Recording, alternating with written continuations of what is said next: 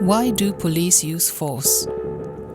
The first and obvious answer is that they deal with some of the worst members of society you could think of. Just imagine the people that normal individuals would run away from. Those are the people that the police have to run towards. Some of those people are often not very nice, rational or reasonable. When the police do use violence, it looks very bad and often makes the headlines, because they're in uniform and are supposed to protect us. Out of context, however, you should refrain from making a snap judgment on who was at fault there, the officers or the members of the public, until you know the circumstances better. Undoubtedly, there are and have been incidents of police using violence completely without any moral ground whatsoever. In some countries, that is still the norm. I'm speaking about Western police forces here though, which should be bound by modern laws and accountability. In general, only 2% of police-citizen encounters involve violence. Also, most violent police-citizen interaction is predicted by the citizens' demeanor, not the officers. I'm not talking about extreme incidents such as riots, mass demonstrations, terrorist incidents or football games here. I'm talking about one-on-one incidents of use of force by police officers and what the factors are that can contribute to it. Police, like any other profession, should aim to be the best they can be. In this video, we'll talk about research on 3 factors that can lead to police getting involved in violent incidents: the officer's heart rate, self-control, and carrying weapons. In general, police are called in to prevent further violence to members of the public, either by stopping it when it is still in progress, or when it appears likely to happen, or by dealing with someone who has already committed violence. However, police officers are also humans and can, by their decisions and actions, influence the extent to which they get involved in violence themselves. And this could be by agitating the person they're dealing with, or simply by how they're reacting to them. Research has found several factors that can have an influence on how likely a police officer is to become embroiled in a physically aggressive situation. One of these factors is resting heart rate, which is your pulse when you are calm and resting, for example whilst sitting down. This is regulated by your nervous system, which uses various hormones to either get the body to relax or to get it ready to respond to danger. When a threat is perceived, your heart rate jumps up to prepare your body to either fight or flee, which is why you tend to experience tension and stress throughout your body in such situations, and why it becomes less easy to concentrate on more intellectual tasks such as communication and problem solving. It can be expected that the nature of police work, which includes being involved in fast-paced and potentially high-risk and at times traumatic events, dealing with highly emotional people and very stressful and critical situations, brings with it an elevated level of heart rate. When experiencing stress, it is more difficult for anyone to make rational decisions. Also, especially male police officers are more likely to take risks when they experience more stress, and some ability to make decisions decreases.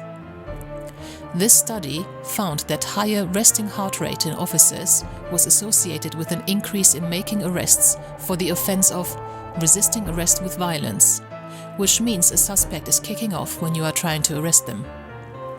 An increase by 1 beat per minute in heart rate caused a 2% increase in risk of arresting for resisting arrest with violence.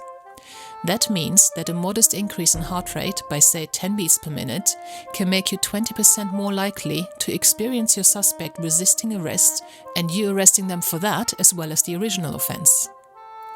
This is a huge impact on another person of something that originates in you. The lower an officer's resting heart rate is, the least likely they were to be making arrests for resisting arrest with violence in this study. Higher resting heart rate might be associated with reactive aggression, which influences how you respond to a perceived frustration, insult or provocation. If you think about you and your colleagues, have you noticed who's more likely to get into physical altercations? Is it the calm, mellow ones who communicate well, or is it those who are already on edge? Have you noticed in yourself that you are more likely to get into a physically threatening situation on some days than on others? What was different for you that day? Mindfulness and other stress reduction techniques can be great tools to not only improve officers' well-being, but also to increase their safety if you could make them less likely to get into violent situations. Can you access any of those tools, either through work or on your own time?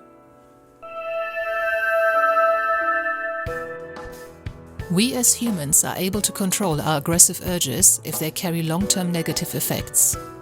It has already been identified that low self-control is associated with police misconduct.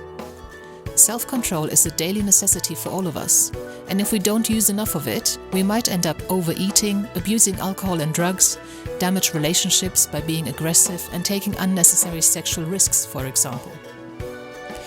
If we are using high levels of self-control regularly and over extended periods of time, research suggests that our ability to use it can become depleted or run low. Having to use self-control in one domain can then actually have a negative effect on our ability to restrain frustration and even aggression. This particular study found that officers who had been using up more self-control were aggressive much sooner in an experimental task than those who did not have to use so much energy on inhibiting their reaction. In this experiment, officers had immersed their hand in near-freezing water, and those who were instructed to keep it there as long as possible, even after they were experiencing pain, which means that this group was using self-control, were quicker to display aggression than those who were allowed to follow the urge to take the hand out as soon as it became painful. What does this mean for officers who need to use self-control to deal with their everyday policing tasks?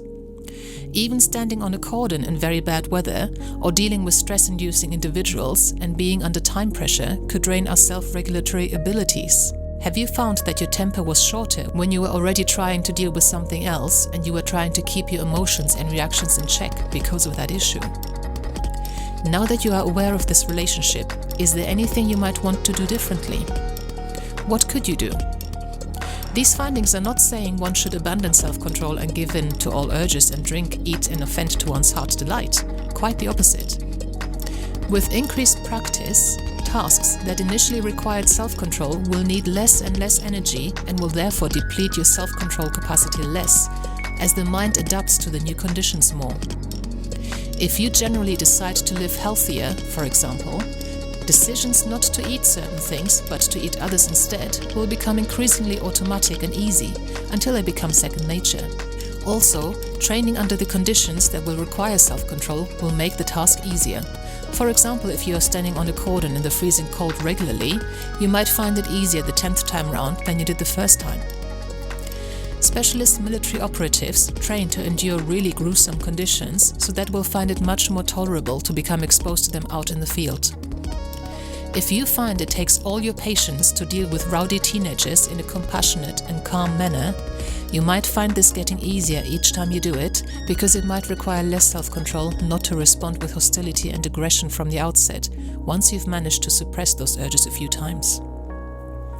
For police dealing with difficult situations day in and day out, it means developing coping strategies that will help you in your everyday role.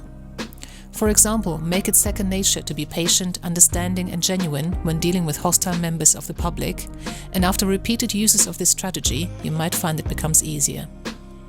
What other ways of inhibiting your initial inner reactions can you think of that might become easier and will benefit you in the long run? The third factor that has been found to increase the likelihood of officers getting involved in altercations is carrying weapons. It has been found that the visibility of a weapon can lead to aggression. A study conducted in London found that during the study period, tasers were only used once per 3,000 incidents to apply an electric shock to a suspect. In the UK, only specially trained officers carry tasers, and the vast majority do not. This study compared police officers who carried tasers to those who did not carry any. It was found that officers equipped with tasers were twice as likely to be assaulted and were significantly more likely to use force in response than those who did not carry them. Now that is really significant. Did the hostility come from the officer or from the suspect? To investigate this, the researchers also looked at the rates of injured suspects and complaints against police. If those officers who are taser trained tend to be more gung-ho and confrontational in and of themselves, They should be more likely to cause injuries to suspects, and we would expect more complaints against police on the grounds of unreasonable force. However, suspects were no more likely to be injured, and there was no increase in complaints against police, indicating that the police was not the initiator of the violence, at least not directly. It appears that the officers wearing tasers triggered individuals they were dealing with to become more hostile just by carrying the weapons, as the suspects could see the taser on the officer. In response, the officers used more force when dealing with the suspects. The study's authors therefore suggested that tasers should be concealed rather than plainly visible. How are tasers carried in your force? Thank you for watching. I hope you found this content useful. You can get access to each episode's transcript with key learning points, timestamps and references if you get yourself onto my mailing list. Just go to the main website on policesciencedoctor.com, and on the bottom of each page you will find a sign-up form for notifications of new content. Just enter your first name, your preferred email address and the type of organization you work for. You will not get any spam. This is just for me to let you know about new content and for you to get access to all the transcripts.